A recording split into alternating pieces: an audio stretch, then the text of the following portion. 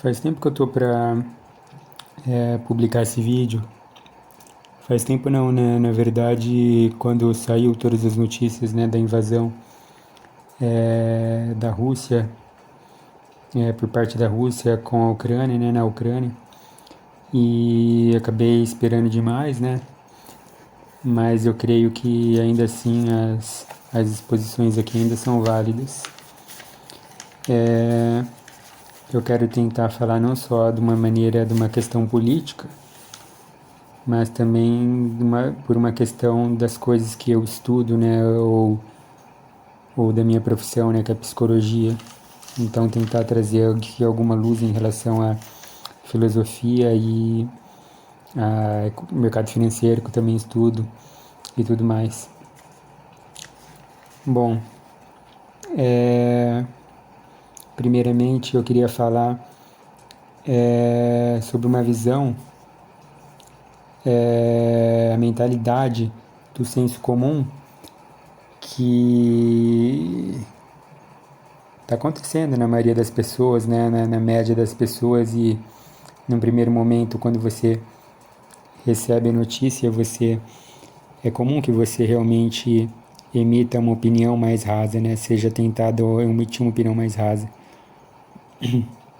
Então, uma série de pensamentos automáticos, por exemplo, em relação à guerra, vão começar a surgir, a brotar da tua cabeça, coisas que você nem sabia que estavam lá na sua cabeça. Esses pensamentos automáticos, associações de ideias, músicas, filmes que você viu. É por isso que filósofos e psicólogos falam bastante sobre a educação do imaginário. Uma das pessoas que mais falou sobre isso, dos estudiosos intelectuais que mais falaram sobre a educação do imaginário, foi o filósofo Olavo de Carvalho, né? E eu falei sobre isso em alguns vídeos, também sobre essa questão da linguagem, né? Você educar o seu imaginário para você e buscar ter um vocabulário mais rico para descrever o ambiente, as situações da maneira que você percebe. Bom, comigo aconteceu coisa semelhante. Assim que eu soube da guerra, começaram a aparecer pensamentos, músicas na minha cabeça. Eu tenho uma relação muito íntima com música. Eu sou daquelas pessoas que dizem, né, que tem uma trilha sonora na cabeça, a música me transporta para determinados momentos da minha vida, sensações, tudo volta de uma maneira impressionante quando eu ouço uma música que eu ouvia bastante naquela época.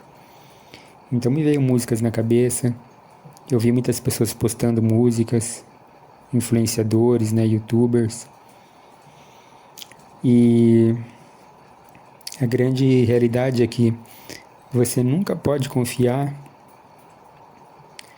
na sua primeira impressão, nesses primeiros pensamentos automáticos que surgem, porque eles vão ser sempre rasos, vão ser sempre rasos.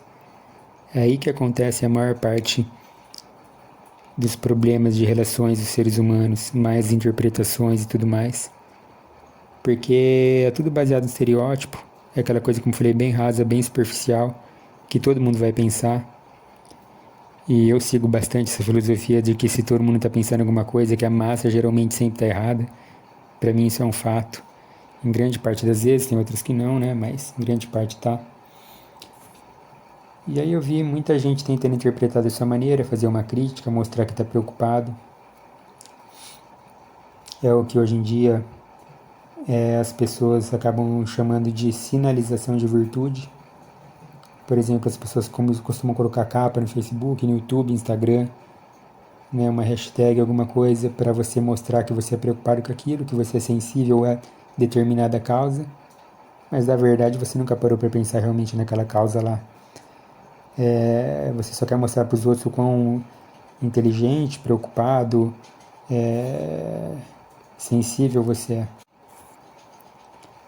Foi aí que eu preciso fazer essa crítica, que muita gente estava colocando aqui.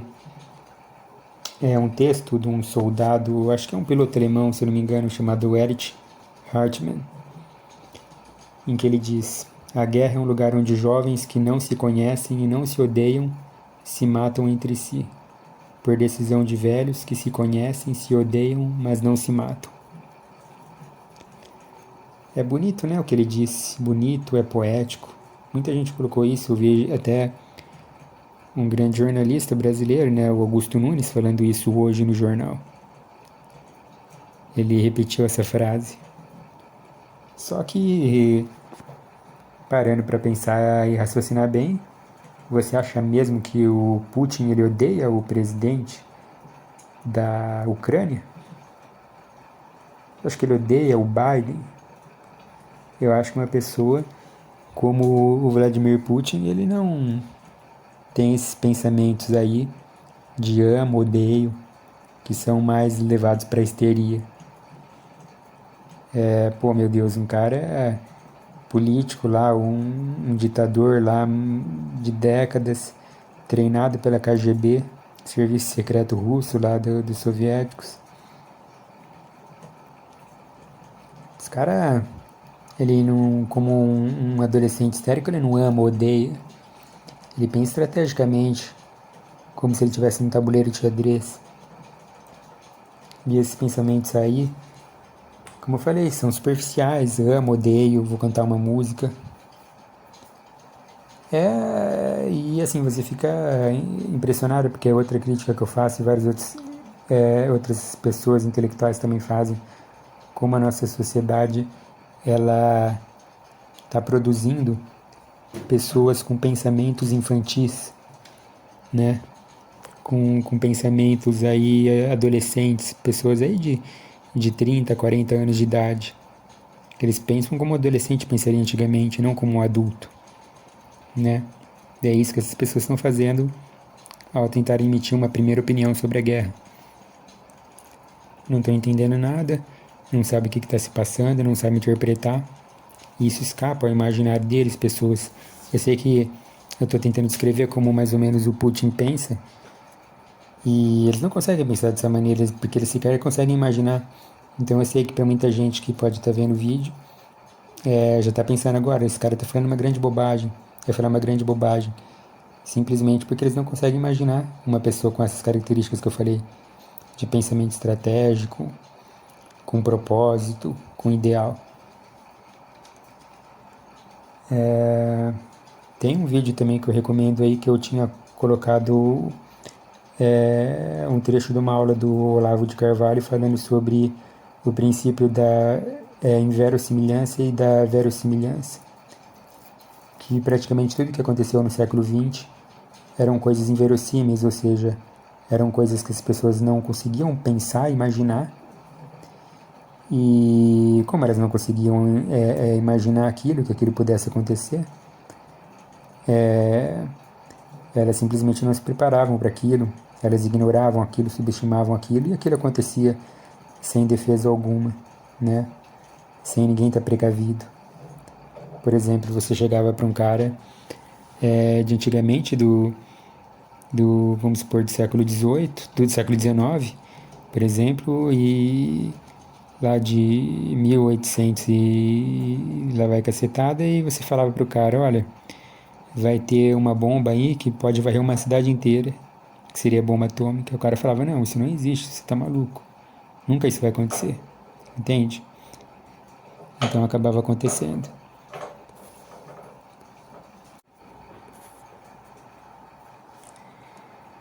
Bom, e aí eu falei que não ia, por exemplo, pelo menos para quem me acompanhou há um bom tempo, eu dizia que eu não ia mais falar sobre política, mas chega uma hora que a psicologia, e eu até sinto que muitos psicólogos não adentram nisso, né? Porque a psicologia tem um ramo todo que chama psicologia social, que é pra gente realmente pensar a sociedade, né? E vai acabar aparecendo política quando você pensa como um psicólogo social, quando você é um filósofo, eu gosto da filosofia, vai entrar uma hora que você vai discutir política, história da humanidade vai ter política, e enfim, no fim das contas tudo isso vai se casar, psicologia, história, filosofia. Então a gente tem que falar isso e tem que falar também um pouco, só para traçar um paralelo em relação à política brasileira, E bom, pensando que o Putin ele não acordou num belo dia e falou eu vou fazer uma guerra porque eu odeio o presidente da Ucrânia, né? Ou porque eu tenho inveja dele, ou porque qualquer coisa desses raciocínios menores. E entre esses raciocínios menores também entra a questão, por exemplo, financeira, porque tem gente que está falando, isso é tudo interesse financeiro. Ora, o cara já é multimilionário, ele não precisa de mais dinheiro. Ah, mas é que quem tem dinheiro sempre quer mais.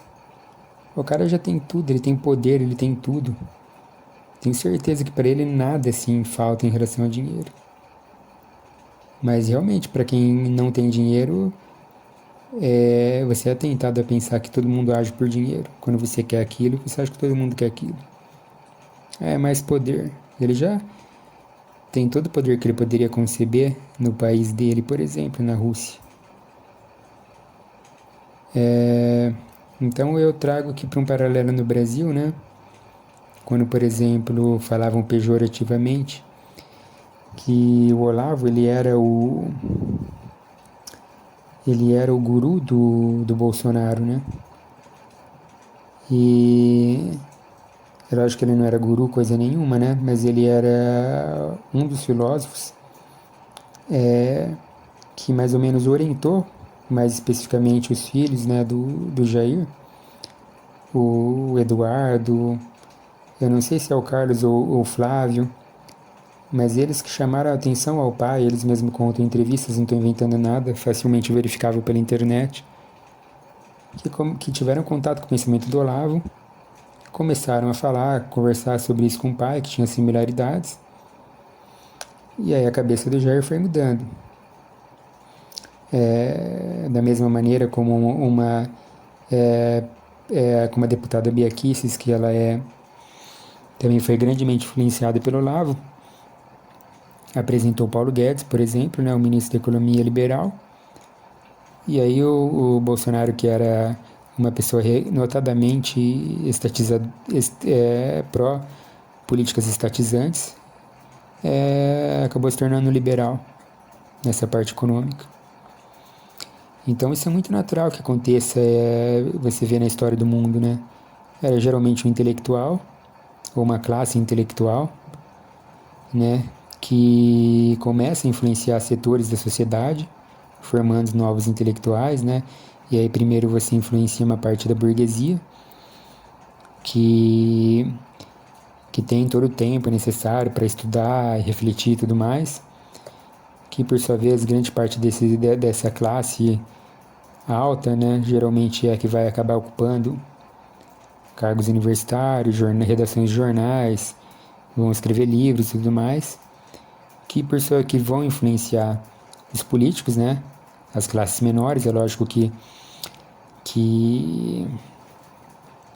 não é uma influência em que eles vão absorver completamente o pensamento do filósofo, né, mas, por exemplo, eles vão meio que pegar mais ou menos certos rudimentos ali, vão assimilar aquilo, dessa classe vai sair a classe política, e por fim, né, isso acaba fazendo realmente o político, né, de certa maneira, as ideias que ele vai defender e tudo mais. Então você tem a classe intelectual, que influencia a burguesia, que vai influenciar a classe mais baixa, proletária, que vai que daí vai sair o político e vai ascender ao poder. Se for estudar a história da humanidade, geralmente acontece assim. E foi assim que aconteceu, né? Eu, por exemplo, é muito comum, né, na ignorância das pessoas, elas falarem, mas eu nunca ouvi falar no Olavo e ouvi falar no Jair primeiro. Bom, eu já ouvia falar do Olavo muito antes do Jair, desde, sei lá, 2008, 2009. Então, só porque certas pessoas certa parte da população está desinformada, não significa que aquilo seja uma verdade, né?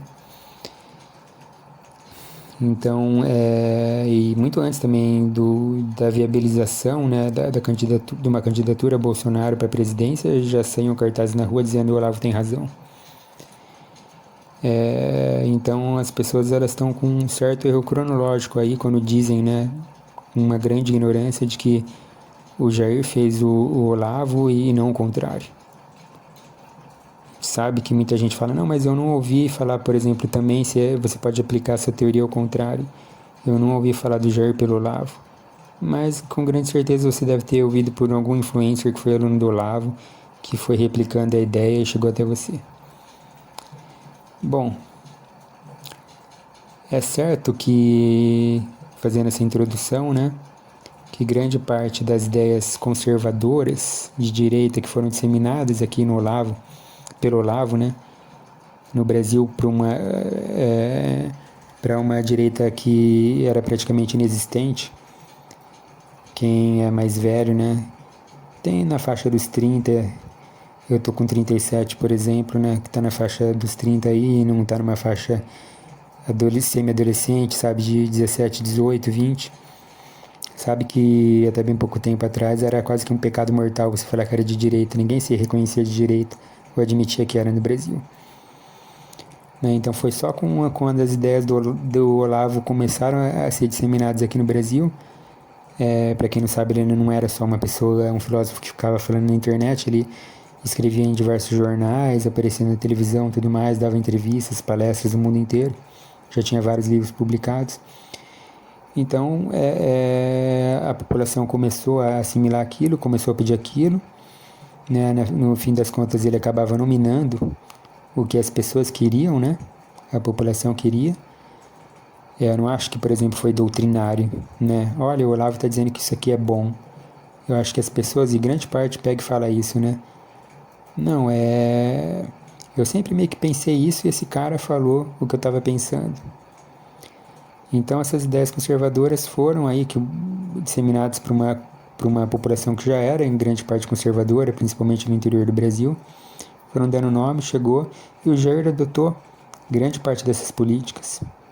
Então é correto você afirmar que para você entender parte das políticas das bandeiras do governo Bolsonaro, basta você ver o Olavo, porque e o próprio Jair admite isso, né? Tudo que dessas bandeiras aí que eu tô defendendo, eu vi nos livros do Olavo, por exemplo. Né? Eu ouvi o Olavo falar. Então você consegue, falando bem a grosso modo, né? Você consegue entender meio que as políticas em relação ao comportamento, por exemplo, do Bolsonaro, você consegue captando, entendendo o pensamento do seu filósofo, entre aspas, mais próximo. E eu fico surpreso quando, agora voltando a essa questão da Rússia, né, e do pensamento do Putin, que não ocorreu às pessoas pensarem, e isso incluindo alunos, né, do Olavo, né, alunos assim que já são conhecidos até. O que será que se passa na cabeça desse homem, né? Que aí eu acho que entra a psicologia. O que ele pode estar pensando? Quais são os valores que são caros para ele?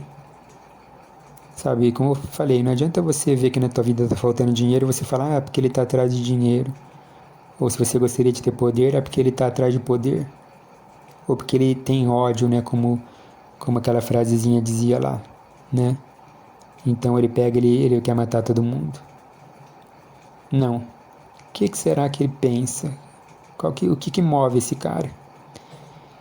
E a gente sabe, né? Por isso que eu falo que é uma surpresa que isso não tenha caído a ficha para alguns alunos do Olavo, que o filósofo mais próximo dele é o Alexander Dugin, né? E toda a teoria do eurasianismo. Então, imediatamente quando aconteceu isso, né? Depois que passou as primeiras ondas de pensamento na minha cabeça, que eu falei que são sempre rasas superficiais, eu fui lá ver o que o Alexander Dugin, o filósofo russo, estava dizendo, né? Sobre tudo aquilo. E é muito fácil achar, você vai lá, digita o nome do cara no Facebook, vai aparecer lá as postagens dele em russo e logo embaixo tem a ferramenta de tradução do próprio Facebook, que você vê lá uma versão em português, né? Lógico que não vai estar com a tradução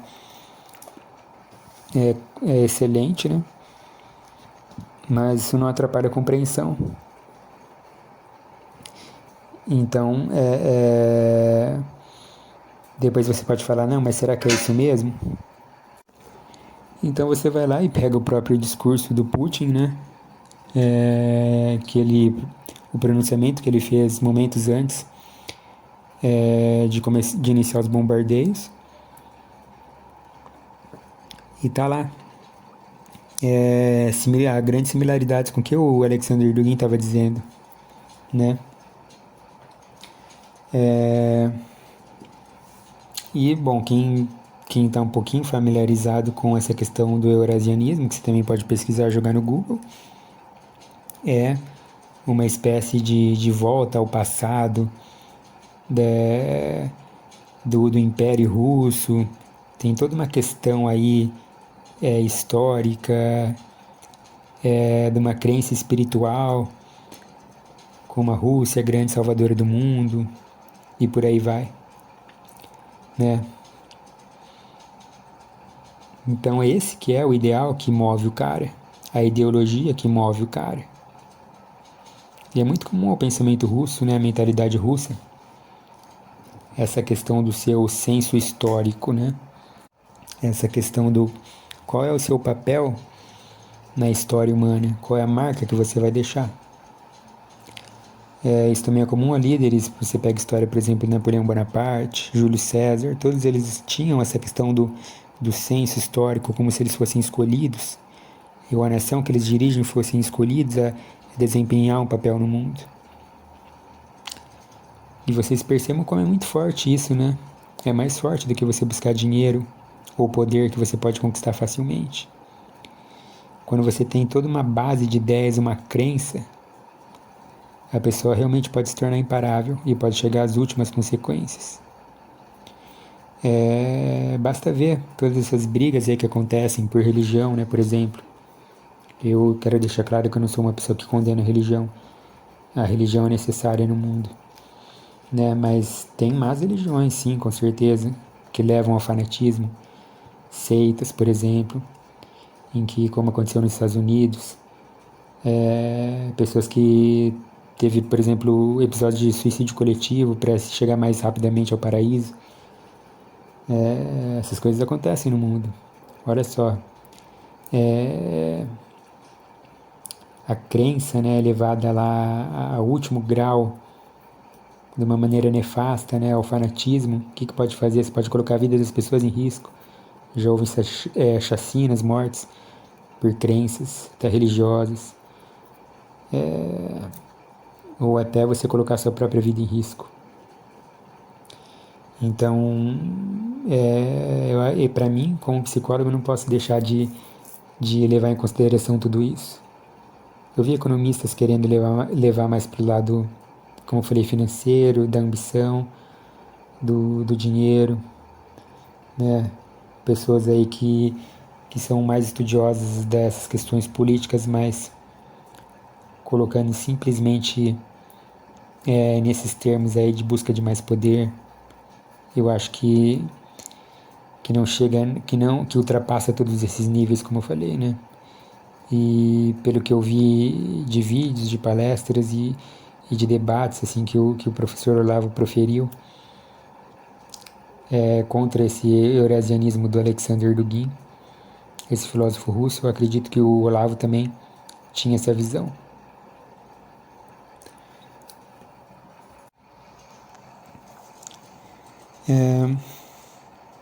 Retomando agora sobre a mentalidade da população em geral,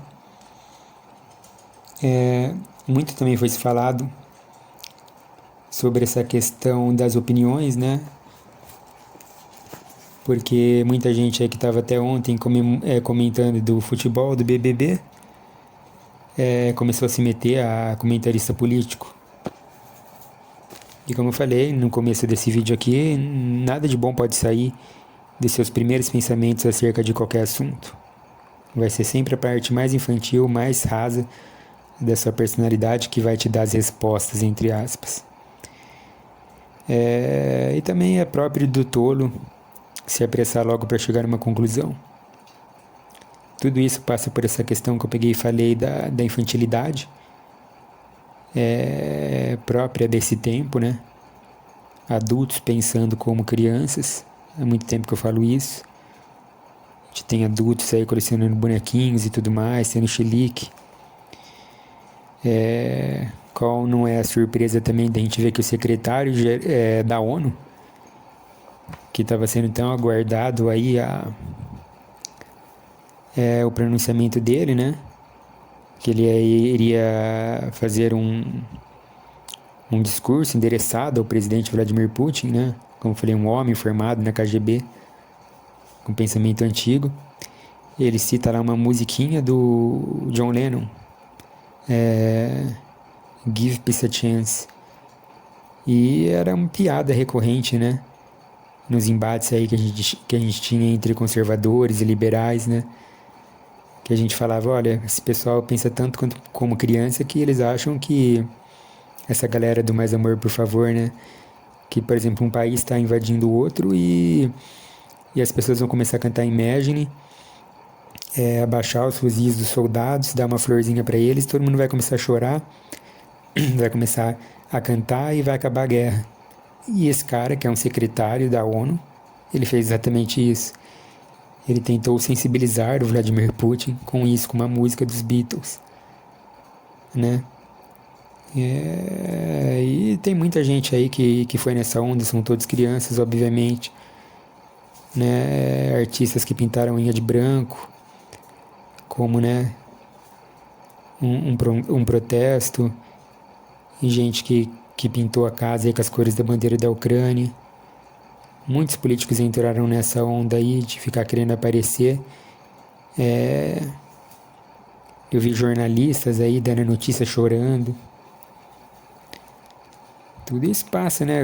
Como que um cara adulto, como eu falei, o duro, como o Putin tá vendo isso? Ele vê como sinal de fraqueza, né? Ele vê como criancice. Não tô também querendo desmerecer, né, as pessoas. Às vezes a pessoa tá tendo um ato ali que até é pra autoconforto, né? Eu mesmo sou um poeta, eu vejo o valor da poesia, da música, mas, né, tudo tem seu tempo, tudo no seu devido local, né, onde cabe. E aí vamos a outra reflexão, né? Esse vídeo que eu vou citar agora, ele já está há um bom tempo sendo veiculado na internet e agora ganhou mais força, né, mais visualizações. As diferenças do alistamento, né, do vídeo de alistamento ao exército russo, como do alistamento chinês, como e do exército dos Estados Unidos, como é. Então você tem lá o vídeo, por exemplo, do russo, né, falando, olha, você vai entrar para o exército, sua vida vai ser difícil, seus limites vão ser testados todo o tempo, você vai ganhar cicatrizes, você vai pensar em desistir várias vezes, mas isso no final é recompensador, sabe? Uma carga apropriada de mostrando como vai ser dura a vida do exército, mas no final vale a pena por um ideal. E aí no final você tem lá o vídeo do exército americano, que mais parece uma peça publicitária progressista de lacração, né? Como se fala hoje em dia. Né? Era uma mocinha que ela tem duas mães, e aí ela quer se autoafirmar, ela quer se empoderar, se sentir uma pessoa especial. Basicamente o discurso é esse, né? Quem que você acha que está mais preparado para uma guerra? Mês passado a gente recebeu notícia que tinha algumas escolas aí que estavam querendo implementar um programa contra a masculinidade tóxica. E não se enganem, eu conheço o que significa essa masculinidade tóxica e realmente alguns comportamentos seria bom se fossem evitados, mas a gente vê que acaba havendo um exagero, assim como acontece em vários movimentos sociais também, em que qualquer característica masculina ela é coibida, né? Coisas que são praticamente inatas, né? As diferenças da psique do homem e da mulher existem. E aqui já está fazendo um alerta que não estou dizendo que homens são superiores a mulheres ou as mulheres são superiores. Eu estou dizendo que há diferenças, que são nem piores nem melhores. mas todas as características masculinas são coibidas. Então tem esse curso anti-masculinização, que está chegando até aqui no Brasil, que já existe há um bom tempo lá nos Estados Unidos, por exemplo, e nessa mesma época a gente recebe notícia que o governo chinês está criando programas pró-masculinidade do homem, a ensinar o homem a ser mais, como posso dizer, realçar as características psicológicas que são mais ligadas ao homem, como valentia, como coragem e tudo mais, né? Então, de um lado você está enaltecendo e do outro lado você está tentando inibir. Quem você acha que se daria melhor numa guerra? Então, tudo isso o Vladimir Putin sabe, ele conhece, ele entende.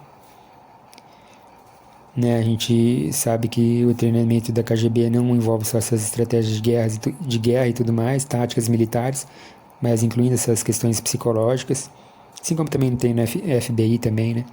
Tô falando que a KGB é sensacional, mas a gente sabe como funcionam os serviços secretos, como tem todo um trabalho de psicologia, engenharia social, psiquiatria e tudo mais. Então tudo isso ele entende, essa questão de guerra cultural, o Putin entende bem. E aí, pensando de novo nisso, essas questões estratégicas e psicológicas, sobre ainda essa questão do pensamento infantilizado, a gente tem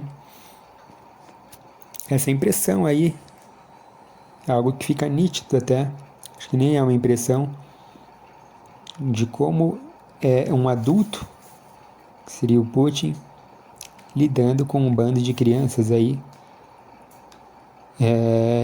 infelizmente sendo simbolizados aí por todos os outros players dessa mesa aí, desses outros países, principalmente dos Estados Unidos, né? É lógico que ele já fez todo o planejamento, ele é uma guerra que ele já está planejando há anos, sempre dando dicas, não é nenhum tipo de previsão, como alguns analistas gostam de falar, senão simplesmente tudo que ele falou que ia fazer, ele acabou fazendo agora. E essas sanções aí são brincadeiras de criança, né? Ele mesmo disse que o Putin falou que ele está preparado para todos os cenários, incluindo para as sanções que ele já sabia que ia acontecer. Ah, mas ele falou e só falou aí, daí? Não, ele realmente fez. Como eu falei, eu também estudo essa questão do mercado financeiro, e há um bom tempo já que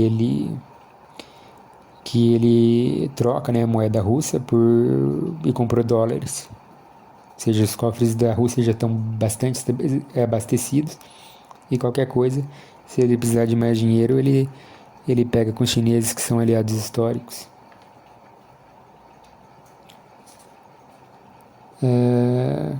Outra coisa que eu gostaria de ressaltar no pensamento infantilizado das pessoas é que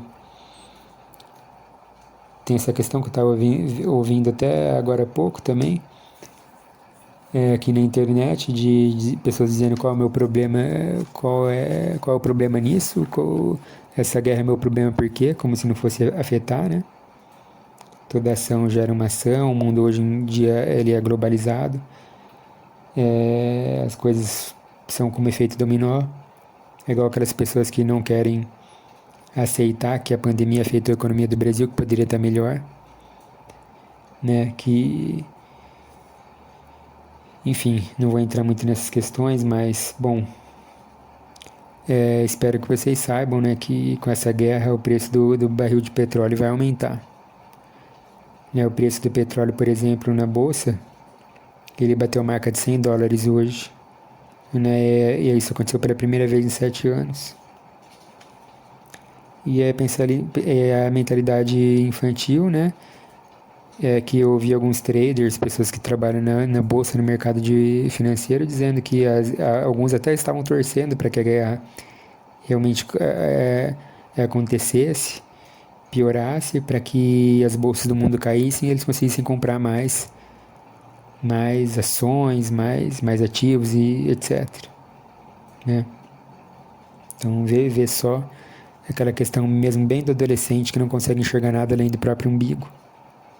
E tudo isso que eu estou falando, de novo, eu repito, eu estou falando adolescentes, eu estou falando adultos que têm pensamento de adolescente. E quando eu falo adultos, não é questão de pessoas na faixa etária dos 20, não. Faixa etária dos 30 a 40 anos de idade.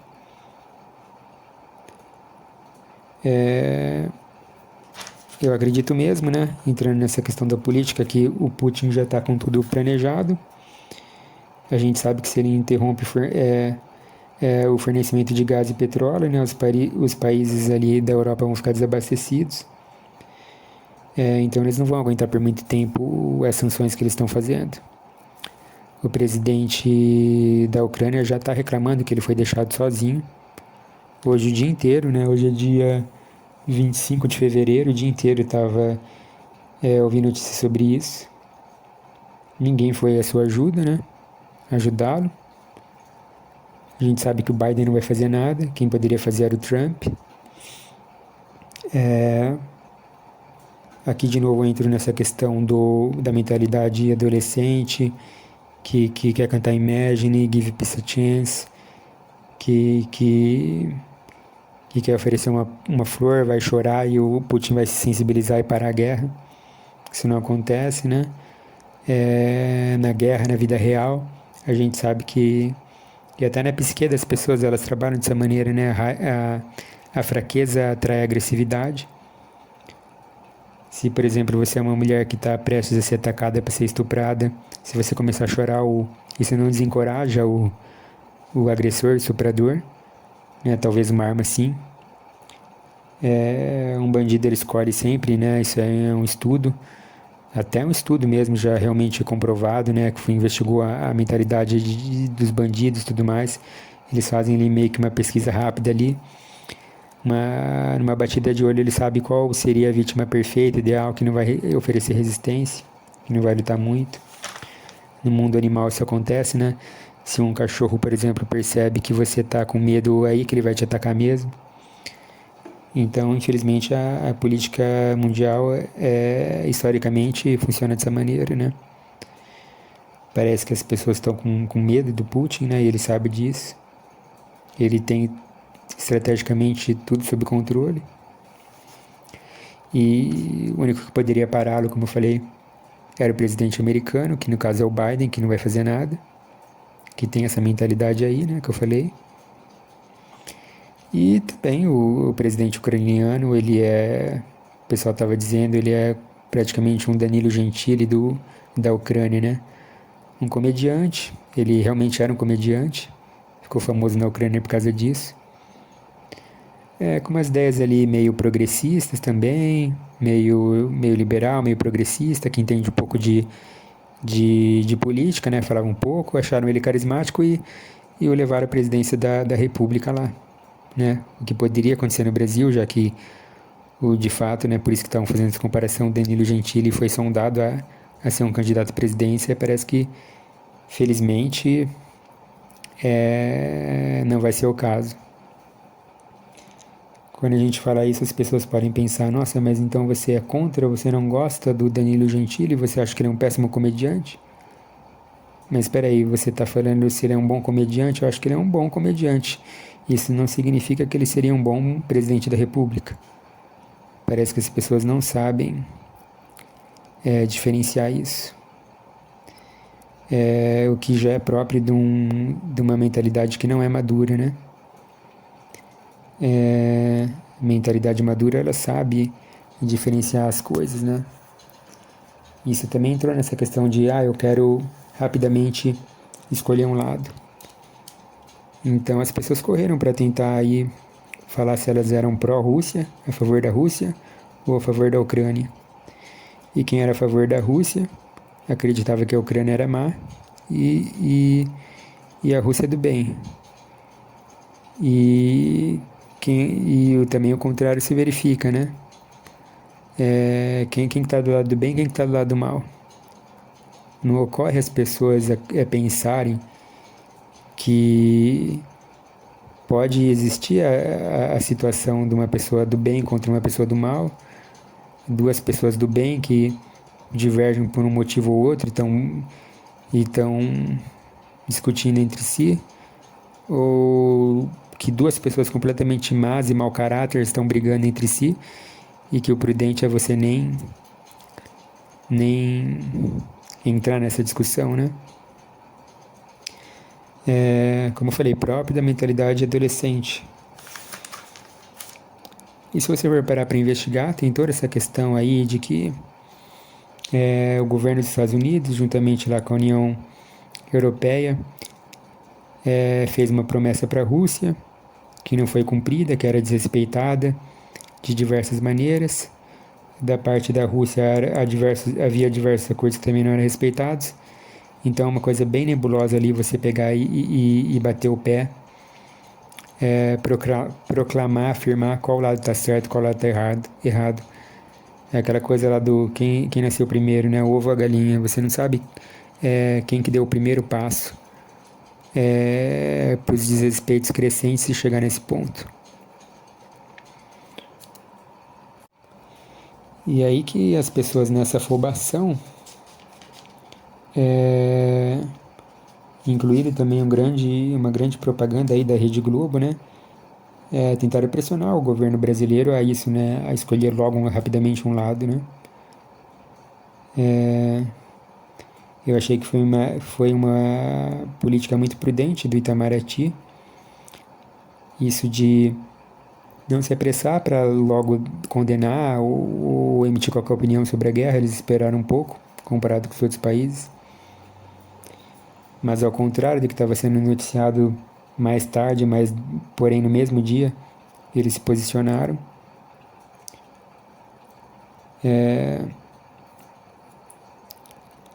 Teve uma revista aí, que eu acho que é melhor nem citar o nome, né? Que cravou que os brasileiros que estavam lá na Ucrânia foram deixados à própria sorte. Não é verdade, né? Foi uma grande mentira. Foram criados toda uma força-tarefa para retirar os brasileiros que estavam lá. Isso sim foi imediato. Parece que oito diplomatas foram enviados lá nessa força-tarefa. Vários aparatos ali do governo foram deixados ali à disposição, canais de comunicação para trazer essas pessoas de volta, né? A gente sabe que tem também vários profissionais de futebol, né? Jogadores que atuavam lá na Ucrânia. E, enfim, eu gostaria até de citar também uma entrevista, né, de uma esposa de um jogador de futebol que atuou ali naquela região, né? Que é aquela Dani Souza, né, a esposa do Dentinho, que já jogou no Corinthians, em que ela falava, né, como parece que as pessoas estão tentadas a querer demonizar a Rússia e falar que a Ucrânia é boazinha, como as coisas aconteciam lá na Ucrânia, como a corrupção era alta e tudo mais, coisas que o Putin alega, né, também. E aí você está pensando, aí tá vendo? Você já está dando mais razão para a Rússia do que para a Ucrânia. Não, eu falei, não é isso. Pode existir cenários que dois vilões, entre aspas, brigam entre si, não pode? E aí também a gente tem que fazer aquela separação, né? Em relação a você separar o que é governo e o que é povo, né? Por exemplo, quando o PT governava, por exemplo, eu não era favorável ao governo. Então, como que você pode dizer que a população brasileira lá naquela época era todo mundo constituído de petista, todos os brasileiros? Assim como tem pessoas aqui que são contra o governo Bolsonaro, como você pode falar que o Brasil é recheado de bolsonaristas, por exemplo. Então tem pessoas lá, tanto dos dois lados, russos que não concordam com Putin e ucranianos que não concordam com o presidente deles, e tá tudo bem, né? Então você vê como que as coisas, né, não são como tanto assim, preto no branco. Tem até um ditado que diz, né, que só os ingênuos enxergam em preto e branco, né? Tem um canal de uma moça que se chama Olga do Brasil, em que ela fez um vídeo chamado Rússia explica a situação atual. Russos apoiam Putin? Bom, nesse canal dela, nesse vídeo, ela fala como muitos russos e ucranianos não queriam essa guerra, como existem muitas pessoas russos que têm parentes lá na Ucrânia, né? Esse canal, só para deixar claro, é feito por uma russa que fala em português, né? Então é uma russa mesmo, você vê o sotaque carregado lá, não parente de um russo ou uma pessoa que foi trabalhar na Rússia, está dando impressão, não. Então é para as pessoas começarem a pensar mais nesse lado aí, né? Porque as pessoas estão tão infantilizadas, que foi o que aconteceu, por exemplo, nessa questão da pandemia, né? Como as pessoas começaram a hostilizar qualquer oriental que eles iam na rua, né? Aconteceu com um primo meu, por exemplo, né? Então a pessoa lá via lá um japonês, não era nem chinês, já começava a tratar mal, como um terrorista, como um portador do vírus, ou via qualquer um coreano, já achava que era chinês, tratava tudo como chinês. Às vezes você até falava, não, mas isso aí não é chinês, é um coreano, um japonês, é tudo igual esse povo. Então para você ver como que realmente, né, a ignorância, o pensamento infantilizado está por toda parte.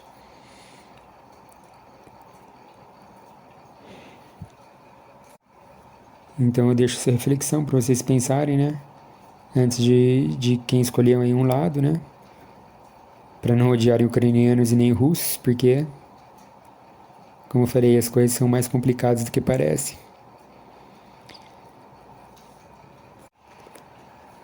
Então, resumindo aí o vídeo, eu quero dizer isso, né, que apesar de ter falado sobre economia, sobre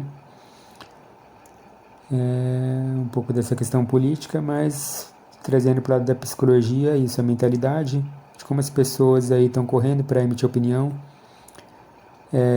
pessoas e políticos aí com uma opinião bem rasa, bem infantilizada, bem carregada de emoção, né, que quase beira a histeria, aquela coisa fofa, né, que o pessoal fala, aquela coisa progressista, e isso não resolve nada, a realidade é bem diferente, como que eles estão lidando com uma pessoa com uma mentalidade um pouco mais adulta, mas mesmo assim, que não estou dando razão, que se deixa guiar por uma crença, e eu acho que nem tanto por dinheiro, pelo poder, mas uma crença maior aí que o rege. A chave eu acho que está no Alexander Dugin e toda essa teoria do eurasianismo, do retorno ao Império Russo. E, como eu falei, eu acho bom que as pessoas procurem estudar mais, não correrem para emitir opinião, né? Porque as coisas não são preto no branco, elas são cinzas. Você tem que ver todos os lados, tentar entrar na cabeça de cada um dos jogadores, dos players, né? E como a gente chama, da política, separar do povo, né? Que sofre mais, sem sentimentalismos, né? Sendo racional, lógico que sendo empático também, que uma coisa não exclui a outra. É isso.